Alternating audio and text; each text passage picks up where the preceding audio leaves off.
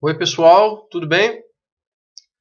Hoje farei um vídeo a respeito do tema niilismo e que me foi sugerido pelo inscrito chamado Dojas, a quem portanto agradeço aí pela interessante sugestão e agradeço no geral porque ele comenta em vários vídeos. Então muito obrigado aí Dojas e espero fazer uma resposta interessante aí à sua questão. Então o que ele me propôs foi o seguinte, ele queria que eu discutisse a respeito destes temas que estão escritos aí na tela, ou seja, niilismo, niilismo ativo, passivo, reativo e negativo. Então, para tanto, elenquei um livro do Clademir Araldi, que é um professor com o qual inclusive eu estudei no mestrado, fiz uma disciplina com ele, né, mas eu já o conhecia anteriormente, e que escreveu justamente um livro voltado parcialmente a este tema, né, que é o livro Nietzsche, do niilismo ao naturalismo na moral. Então, vários trechos aqui que eu quero abordar são oriundos aí de discussões internas a este livro e bem como de citações de Nietzsche. Então, preparei um material para poder falar, né, por cima dele, é um material escrito. Então, vamos começar pelo tema relacionado ao termo niilismo. E por que eu estou fazendo em Nietzsche, tá, pessoal? Porque, na verdade, o Dojas, a relação ali do tema que ele me pediu e tal, está relacionado a Nietzsche, que é justamente quem fala de niilismo ativo, reativo, daí em diante. Então vamos adentrar nisso. Para tanto, também falarei de outros pensadores, né, tais como Schopenhauer. Por exemplo, vocês vão ver que também o Nietzsche aborda aí outros, como Buda e daí em diante. Tá? Então, o termo niilismo ele vem do latim nil, né, que significa nada. Então, basicamente, temos que pensar o niilismo como, né, algo voltado a este nada. E também é tratado por alguns pensadores como um meio, né, de se observar e se aprofundar no sentido do valor da vida. Porque mesmo neste nada, né, ele está vinculado a essa questão do valor. Né? Nada no sentido de valor também. Então a gente tem que ter sempre em mente essa questão do niilismo enquanto uma certa crítica, né, do valor em geral, a ponto de se valorar o nada, né, ou de nada ter valor. Então, aqui elenquei algumas coisas também que são associadas a essa palavra, que é a ausência de verdades absolutas, a ausência de uma finalidade última, um ceticismo, aniquilamento dos sentidos, poderíamos pôr também aniquilamento dos valores, ou pelo menos transformação dos valores no sentido justamente de uma destruição e recriação, né, que a gente vai ver também que tem a ver com a transvaloração do Nietzsche, e também teria a ver com uma questão de aprender a viver sem um sentido e sem uma finalidade última, que é algo que advém aí de certas culturas passadas, né? Ou seja, determinada teleologia, né, que está vinculada à questão de uma finalidade última.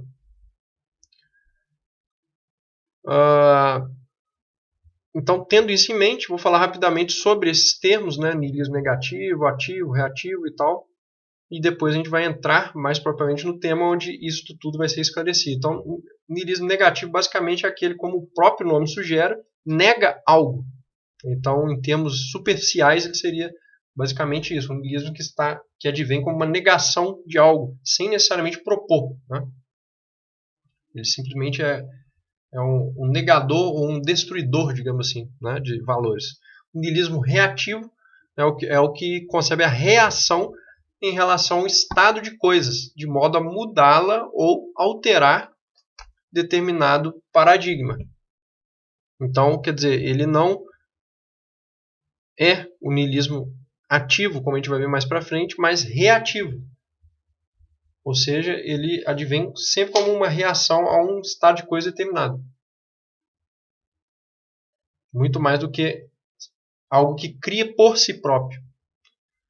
E na teoria nietzschiana, então, o niilismo ativo seria aquele que, né, em termos obviamente mais superficiais, né, aquele em que a evolução humana ocorre pela transvaloração dos valores. Embora a evolução também seja um termo que em Nietzsche ele ganha um outro sentido, tá?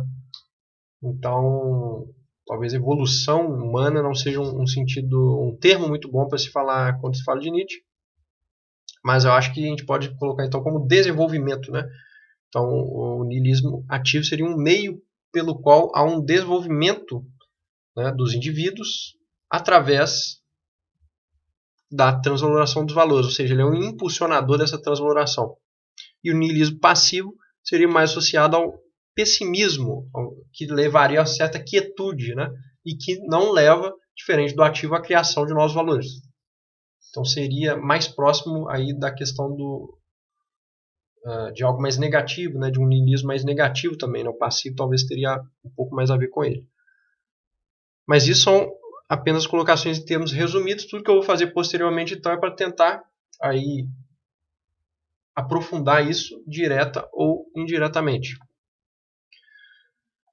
O próximo ponto que eu elenquei é que o Nietzsche, então, se a gente pensa ele na juventude, ele tinha em Schopenhauer alguém heróico. E, portanto, ele chamava o pessimismo de Schopenhauer de um pessimismo heróico. Por exemplo, em sua obra Schopenhauer Educador, para quem já leu, vai ver o Nietzsche relacionando o Schopenhauer nesse sentido. E por que eu estou trazendo isso aqui? Porque mais à frente vocês vão ver que a crítica dele ao niilismo passivo, por exemplo, que estaria associado ao pessimismo, ele advém também enquanto crítica ao próprio Schopenhauer. Porque o Schopenhauer ele traz um pouco desse pessimismo. É claro que é uma interpretação do Nietzsche também. Seria possível interpretar o pessimismo de Schopenhauer como um outro tipo de pessimismo também. Tá? Há quem faça isso. Mas aqui vamos trazer a questão do Nietzsche, né? Essa interpretação dele, justamente porque aí o nosso tema principal seria o Nietzsche, mas seria possível também observar por outro viés.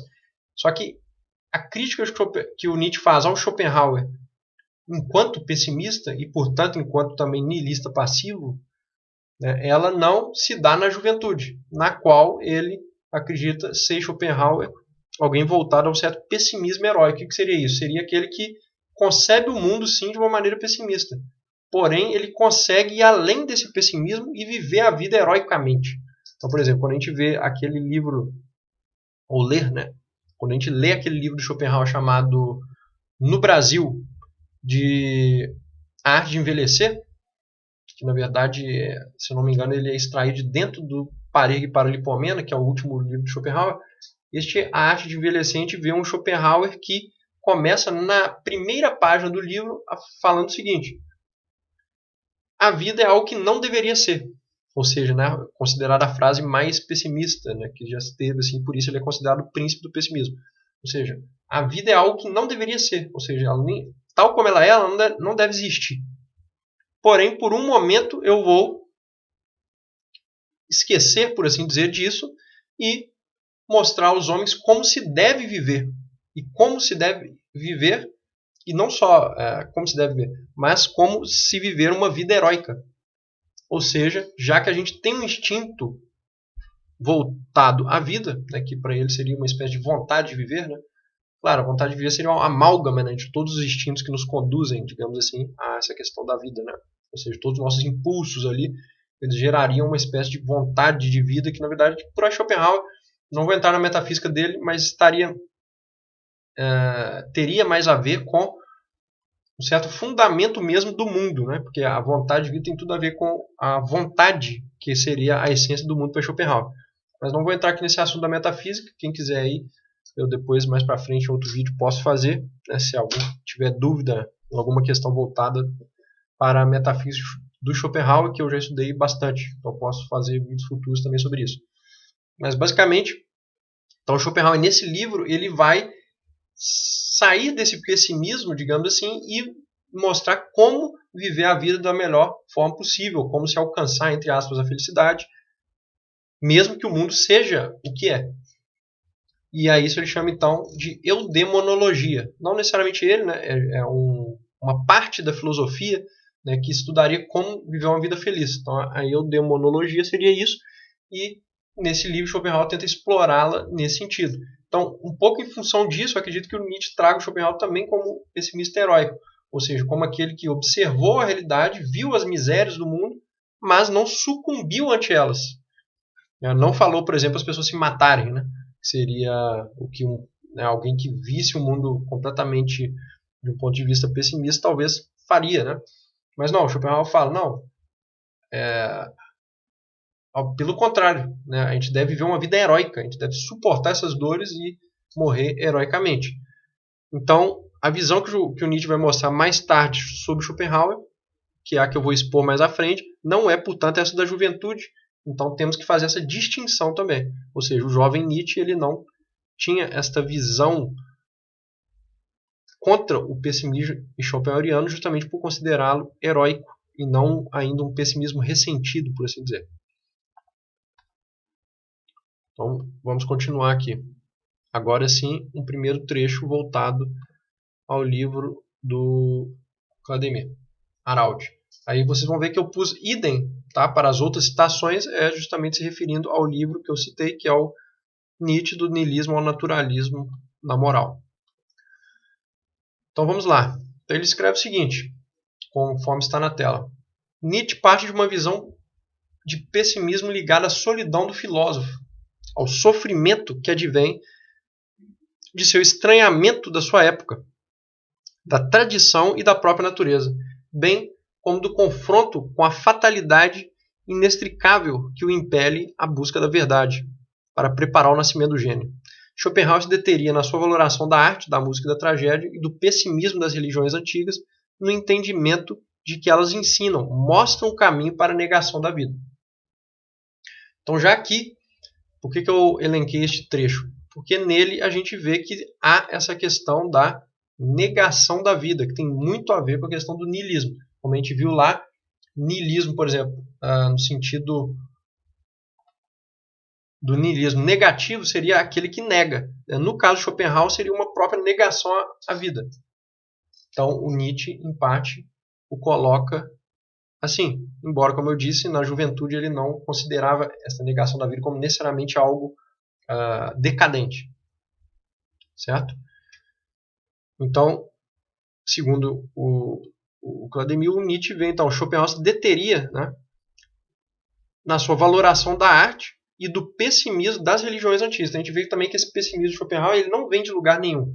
Como vocês vão ver, para Nietzsche, este movimento que viria a ser o niilismo, ele vem, ou ele advém em grande parte, da própria autodestruição dos valores ao longo da história. Valores estes que estão relacionados, então, com o pessimismo das religiões antigas.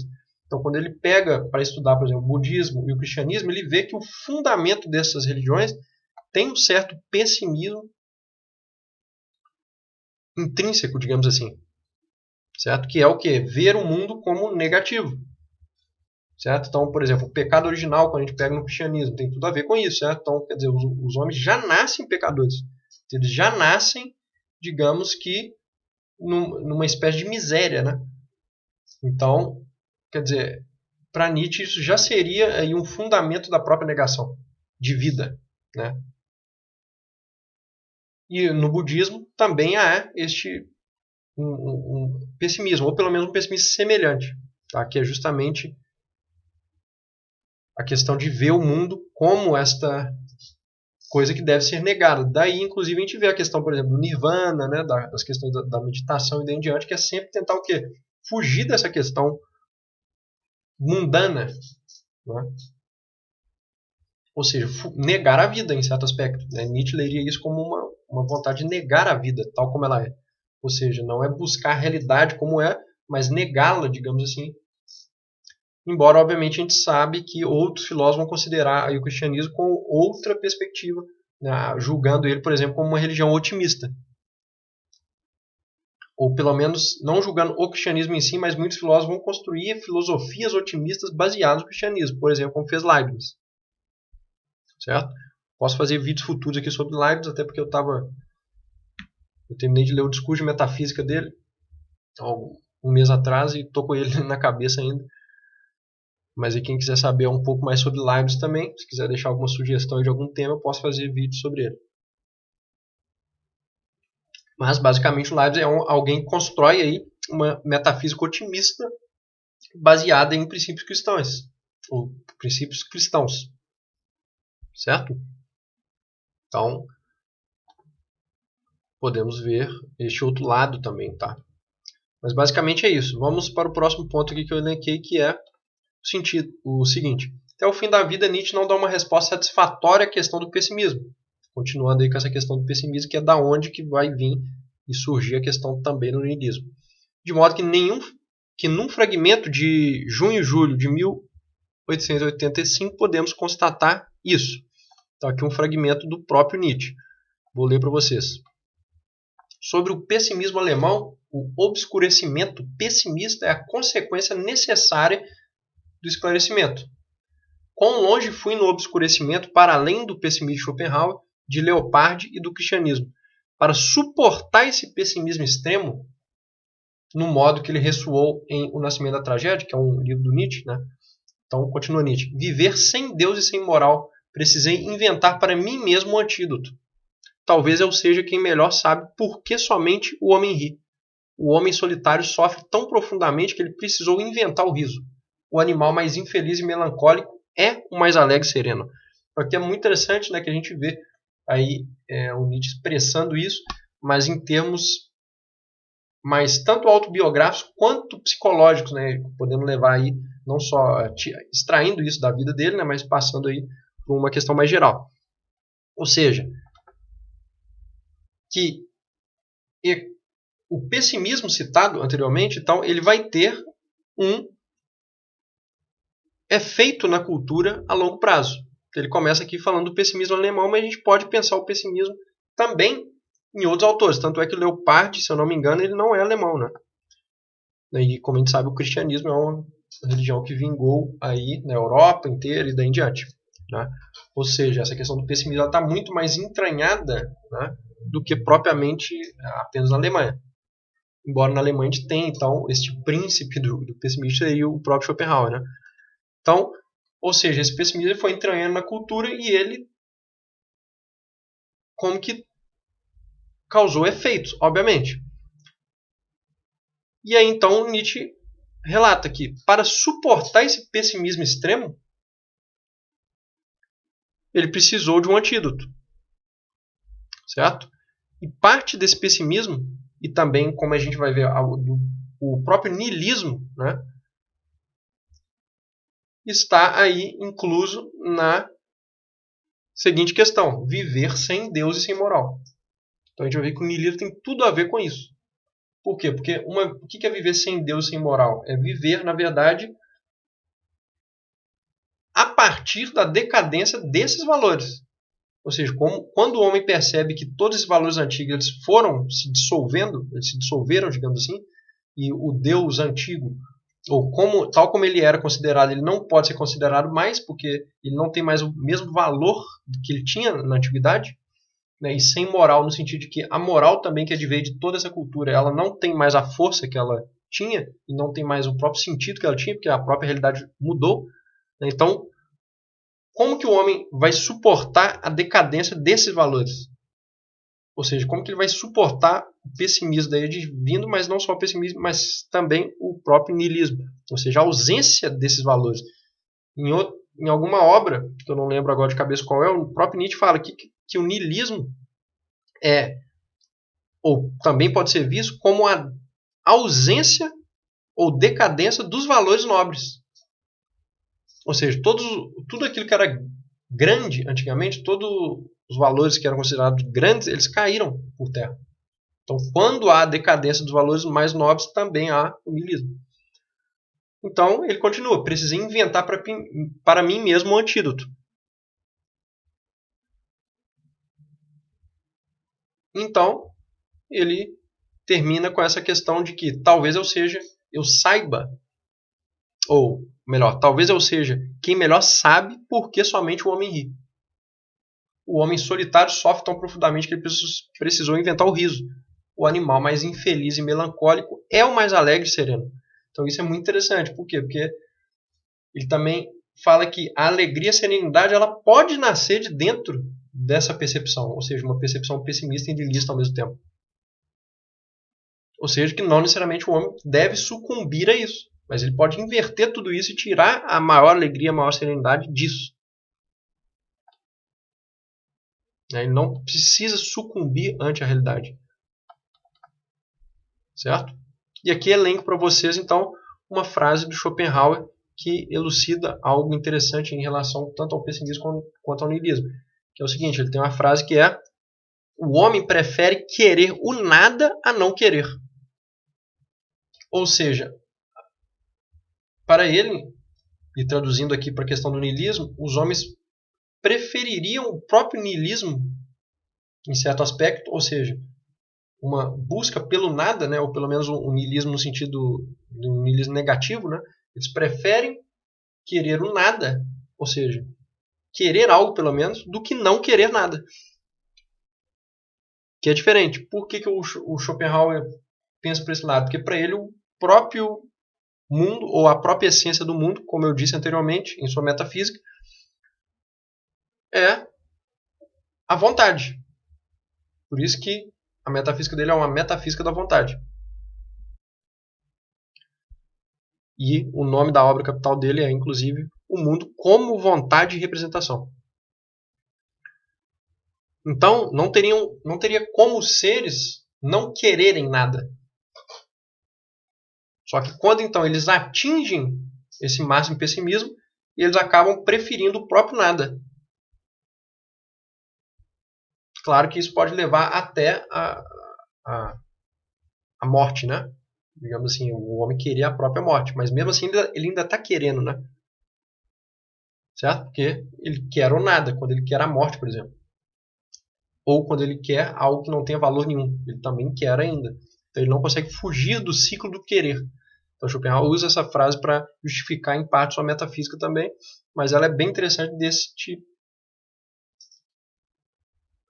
ponto de vista, né? Voltado às questões do pessimismo e do niilismo. Tá? Então vamos deixar essa frase aí como um aprofundamento dessa questão.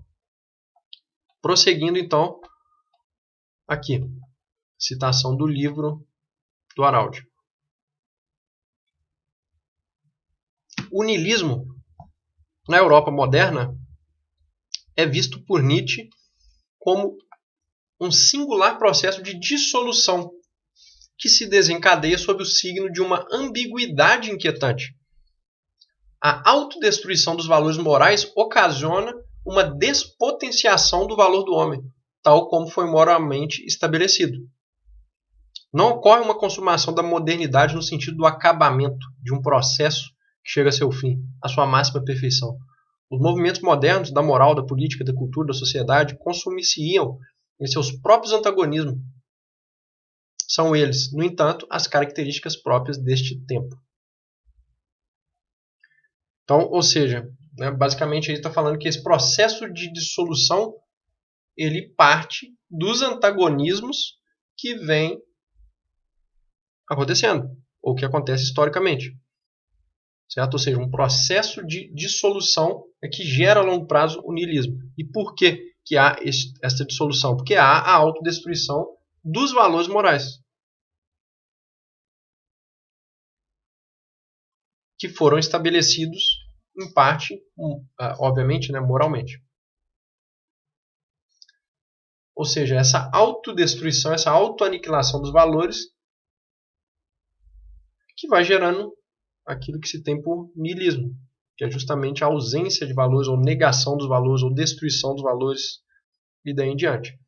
Obviamente que não para por aí, porque o ser humano ele precisa dos valores de algum modo, então ele vai criando outros valores, que é o que a gente vai ver da transvalorização mais para frente.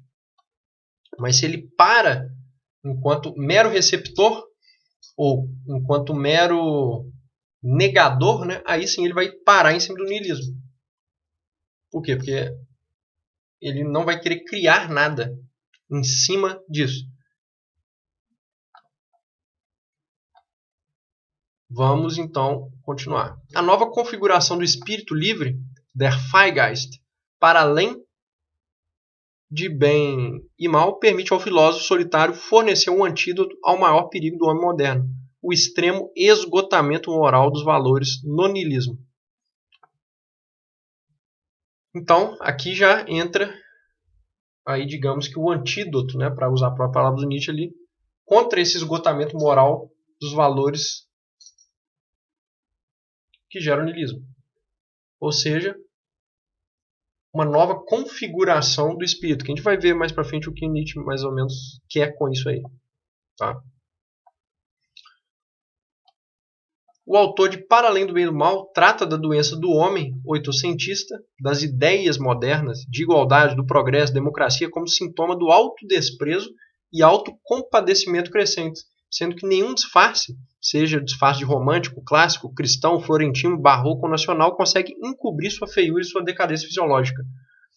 Então, é interessante, né, que o Nietzsche, então, critica aquilo que ele chama de ideias modernas, que ele critica, portanto, a igualdade, o progresso, a democracia, como a gente vê temas muito atuais. Né? A gente ainda vive nisso aí que o Nietzsche está criticando. Né? Justamente o que a gente vive numa sociedade que ainda tem a igualdade como uma obsessão, né? Como eu já disse em outros vídeos.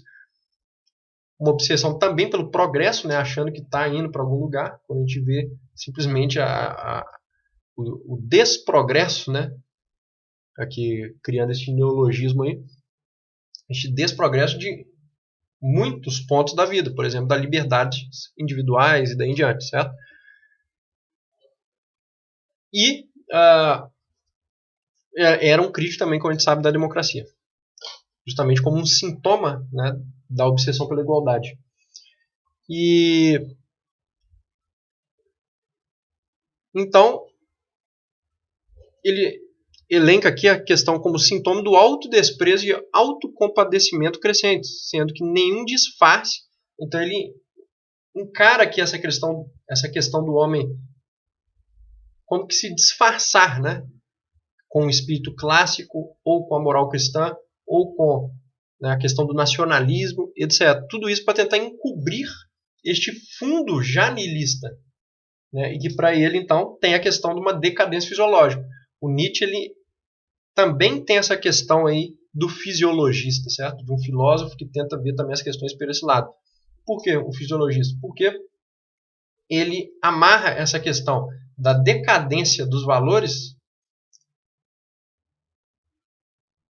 com também uma decadência fisiológica a longo prazo. Isso é bem interessante, né? Então, para ele, o homem vai se tornando, digamos assim, decadente, né? Fisiologicamente também, e isto vai ocasionando uma certa decadência dos valores igualmente. Próximo ponto. História do niilismo é o longo processo de autoconsumação do homem moralmente estabelecido, no qual sobressai a fraqueza dos fortes, sua má consciência e a força dos fracos, que triunfam sobre o modo nobre de valorar. Somente com predomínio num tempo futuro da vontade ascendente de poder, o niilismo poderia ser superado. Mas esse impulso deveria nascer de dentro desse movimento singular, de modo que a autossuperação do niilismo seria também a autossuperação da modernidade. Então, vejam que interessante, né? Aqui temos vários conceitos. Então, aqui tem-se o que se chama de história do niilismo, que é um conceito interessante. Então, história do niilismo é o longo processo de autoconsumação do homem moralmente estabelecido, no qual sobressai a fraqueza dos fortes, sua má consciência e a força dos fracos, que triunfam sobre o modo nobre de valorar. Então, aqui já há ligação com a moral, niilismo moral. Ou seja, basicamente o que o Nietzsche enxerga aqui, tá? Ele enxerga que quem tomou a moral que vingou no Ocidente foram os fracos, não foram os fortes. Não foi a moral dos nobres que triunfou, foi a moral dos escravos para Nietzsche e dos fracos. Então, eles se juntam em bando, em rebanho e daí em diante, daí sua crítica, por exemplo, à democracia, certo? Então, quando todos os fracos se juntam para tentar impor os seus valores, você tem a moral do homem ocidental, né, desde o cristianismo até os dias de hoje. Então, quando essa moral dos fracos ela triunfa sobre sobre aquilo que ele chama de modo nobre de valorar, você tem aí, digamos que, a consumação deste homem que veio a se tornar o nihilista, digamos assim. Tá? Por quê? Porque os fortes, aí dentro dessa moral dos fracos, eles se tornam, digamos que, entre aspas, pecadores, né? Ou seja, eles ganham uma má consciência. E daí essa citação aí relativa à má consciência. Então, a moral nobre ela ganha uma má consciência. E quem ganha a boa consciência é a dos fracos. Só que a dos fracos, a longo prazo, ela vai gerar um niilismo. Certo? Então, é interessante, né, essa visão do Nietzsche. E aí ele continua. Né, na verdade, aqui é um resumo, né, que o Araldi faz sobre essa visão do Nietzsche. Então ele continua aqui no texto. Somente com predomínio num tempo futuro da vontade ascendente de poder, o niilismo poderia ser superado. Ou seja, para Nietzsche existiria sim uma superação futura do niilismo, da ausência de valores, que seria a autossuperação da própria modernidade, ou seja, a superação de uma época inteira. Né? Mas como a gente vai ver, o próprio Nietzsche já se diz como o primeiro a ter superado o próprio niilismo. Mas isso a gente vai chegar um pouquinho mais ali na frente. Ou seja, né, não é que não só vão haver aqueles que superam o niilismo daqui a muito tempo. Não, é possível, né, mas individualmente, digamos assim, por enquanto, né, mas ele prevê uma época futura onde haveria tal vontade de poder dentro aí talvez de vários indivíduos ou até mesmo uma comunidade daí em diante que o niilismo seria superado. Niilismo no sentido tal como ele é concebido no que diz respeito à decadência, tá? Ou seja, a decadência dos valores nobres. Ou seja, podemos pensar que também com a decadência dos valores nobres se teve o que ele chamou de niilismo. Porém, né, é possível que nem sempre triunfe a moral dos fracos e, portanto, nem sempre os próprios fortes terão a má consciência. Então, uma vez que eles não têm essa má consciência, ou que se tem uma cultura que não gera essa má consciência, é possível, né, uma superação aí do niilismo. Claro que é uma interpretação minha desse trecho. Né? Próximo ponto. É assim que os espíritos livres modernos caem numa suspeita terrível de que tende a assumir um dos termos da alternativa se apresenta. O mundo dos valores da tradição, que davam sentido à existência, contrapõe-se a um mundo que somos nós próprios, ou seja, o mundo da dinâmica infindável das vontades de poder. A terrível alternativa, enfim, é ou suprimir vossas venerações ou vós mesmos. Será de fato um ponto de interrogação que a supressão de si seja mesmo niilismo? Parece óbvio que se trata de duas formas de niilismo. Do niilismo suicida, no segundo caso, e do niilismo enquanto estágio final do processo de autodissolução dos valores morais. Não há alternativa afirmativa diante deste pensamento niilista. Ou seja, aqui, né, é um trecho onde o Araldi coloca essas duas questões, né, de frente que o Nietzsche havia já colocado, mas aqui ele faz uma pequena explicação. Basicamente, há um dilema interno ao próprio niilismo, certo? Que é, como o próprio Nietzsche escreve, né, ou suprimir vossas venerações ou vós mesmos. Então, há esse dilema interno. Vamos para o próximo ponto. É insuportável para o próprio homem a desvalorização dos valores morais até então, assim como a ausência de novos valores e perspectivas afirmativas, mesmo que ilusórios. Radicalizar as tendências intrínsecas à modernidade é radicalizar o niilismo, seja ele passivo ou ativo. Então aqui já começa a questão do niilismo passivo e ativo. Ou seja, é bem interessante isso, né? Que, então, segundo esse trecho, é insuportável para o homem a desvalorização dos valores morais. Ou seja, esta decadência dos valores, né, a longo prazo é algo que os próprios indivíduos eles não vão conseguir lidar muito bem com isso. Certo? De fato, a gente vê isso até hoje. Né? Quando as pessoas se tornam incapazes, por exemplo, de ver a realidade hoje, para ficar trazendo valores, como a gente disse ali, por exemplo, tradicionais, né, para tentar mascarar certas questões internas da realidade, as pessoas estão fazendo isso, ou seja, elas não querem suportar a desvalorização dos valores. Então elas começam a trazer conceitos ocos para representar a realidade atual, mas que muitas vezes não cabem na realidade atual. Por exemplo, a gente trata aqui no canal das questões envolvendo relacionamento, do romantismo e daí em diante. A gente pode ver, por exemplo, o próprio romantismo hoje como isso, ou seja, como uma incapacidade de suportar a realidade e, portanto, se põe conceitos, né, falsos em cima da realidade para tentar avaliá-la. Justamente por quê? Porque é insuportável para as pessoas, ou para grande parte das pessoas, a desvalorização daquela moral antiga. Então eles não sabem mais como encarar a realidade, ao mesmo tempo que aquela moral já não existe, né, a realidade se apresenta de outra forma, mas então se prefere pôr um conceito, né, aí em cima que tente substituir essa realidade, digamos assim, mas que não consegue.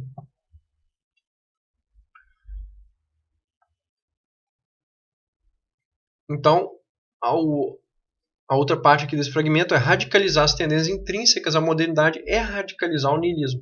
Isso é interessante também, né? Ou seja, como se a modernidade estivesse aí abarrotada de niilismo, né? E quando a gente radicaliza isso, a gente radicaliza as tendências modernas também, né? Que, então, aqui nesse sentido, seriam niilistas, né?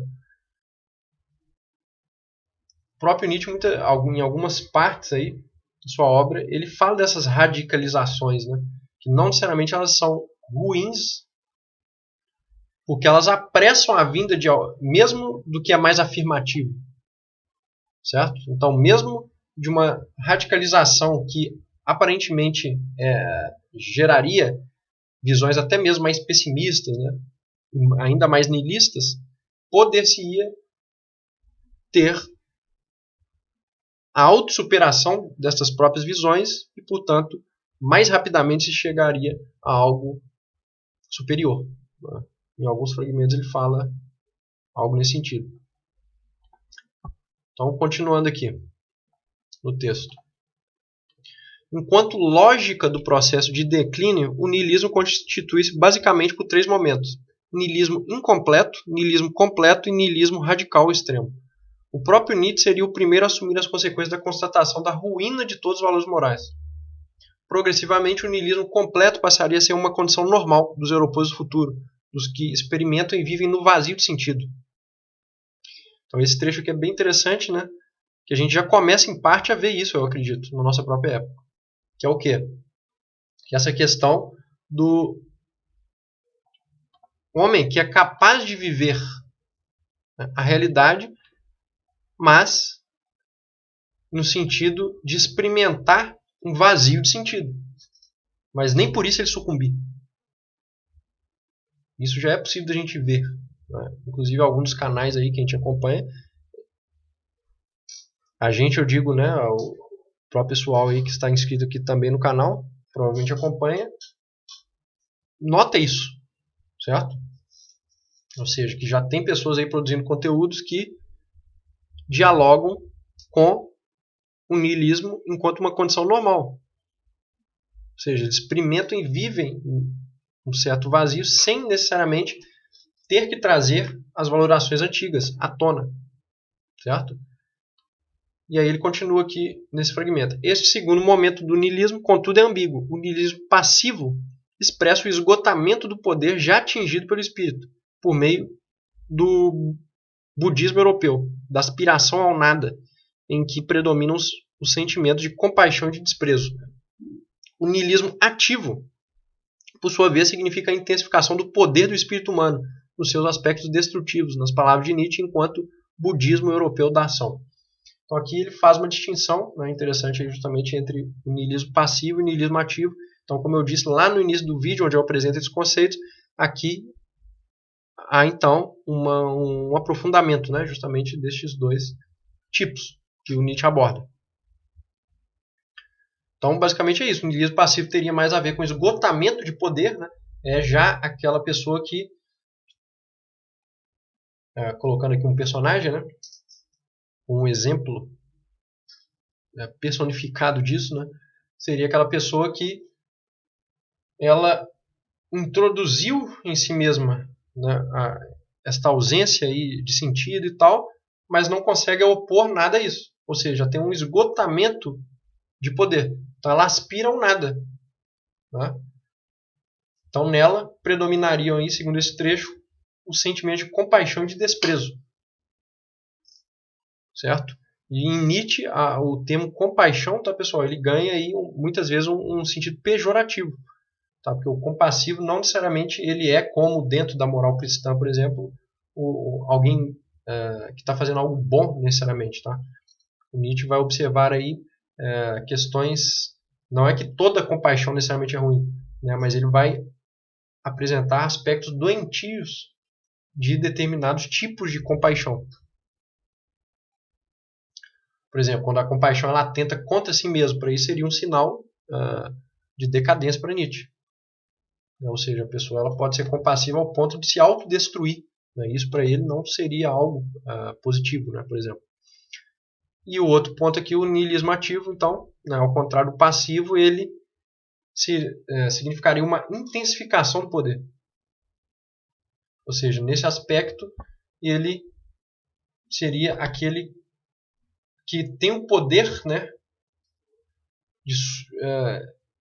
não é somente um poder destrutivo, né, eu diria, mas também um poder de destruição e criação simultânea. Ou seja, ele não vai ficar passivo ante as coisas, mas vai conseguir aí como que superar a passividade.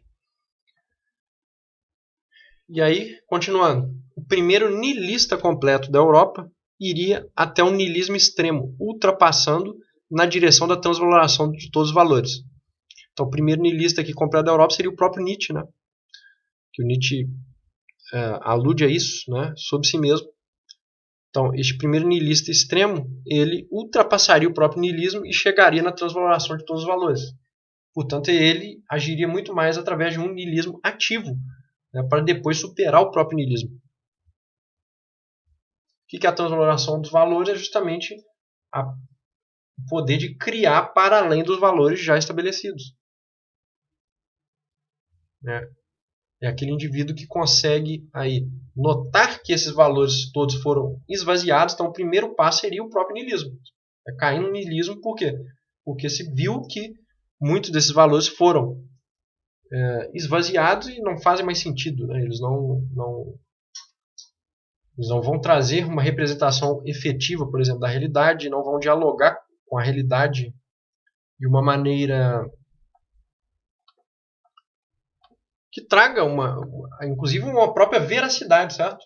Porque se você observa a realidade atual através dos valores que já não tem nada a ver com isso, o que vai gerar? Vai gerar ou um sentimento de falsidade ou uma incapacidade mesmo de ver o real. Então, o niilismo seria o primeiro aspecto, né, deste homem. Então, por isso que ele fala um niilismo, aquele que iria até um niilismo extremo.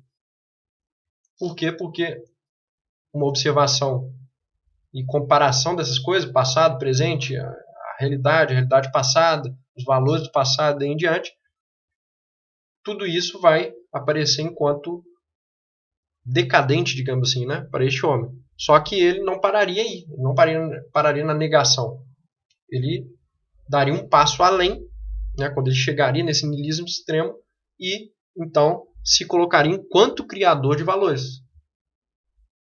Daí a importância dentro da obra de Nietzsche do indivíduo enquanto um criador de valor também, né? Daquele que cria também dentro da própria vida e ao invés de simplesmente obedecer tudo que vem de uma moral exterior, ele consegue aí criar também, em parte, seus próprios valores, né? E, por fim, vou fechar com este fragmento do próprio Nietzsche, que eu acho que resume de maneira interessante aí vários desses conteúdos. E é o seguinte trecho. Quem, como eu, impelido por um afã misterioso, se esforçou em pensar o pessimismo até o fundo e libertá-lo da estreiteza e singeleza meio cristã, meio alemã, com que ele afinal se apresentou neste século, na forma da filosofia schopenhaueriana, quem, verdadeiramente com uma visão asiática e mais que asiática, penetrou o interior e a profundeza daquele que mais nega o mundo, entre todos os possíveis modos de pensar, além do bem e do mal, e não mais como Buda e Schopenhauer, no fascínio e delírio da moral. Talvez esse alguém, sem que o quisesse realmente, tenha aberto os olhos para o ideal contrário, o ideal do homem mais exuberante, mais vivo e mais afirmador do mundo. Então é isso, pessoal. Deixo para vocês a interpretação deste último trecho. Né? E a parte que eu mais gosto aqui é justamente desse final. Então, deixo para vocês pensarem por si próprios um pouco acerca do que ele quer dizer com isso aqui. Ou seja, que é possível o ideal contrário de todos esses que ele cita. Buda, Schopenhauer, Cristianismo e daí em diante. Que é o ideal do homem mais exuberante, mais vivo e mais afirmador do mundo. Aqui a gente tem que pensar também pessimismo e niilismo, tá? Enquanto para Nietzsche, ou melhor, para Nietzsche enquanto negação do mundo.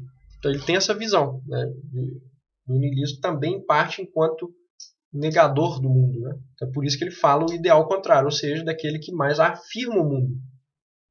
Ou seja, que olha para o mundo e basicamente não irá negá-lo. Né? Porque para ele toda a criação de um ideal metafísico e daí em diante é o ideal já de negação do mundo, né? Olhar para o mundo e falar, não, eu não quero que o mundo seja assim, o mundo não deve ser assim, o mundo não pode ser assim, tem que haver alguma coisa melhor, tem que haver outra coisa. Né? Então, nessa medida, se está negando o mundo. Né? Então, por isso que ele fala que é possível também o ideal contrário, ou seja, do homem mais exuberante, mais vivo, mais afirmador do mundo.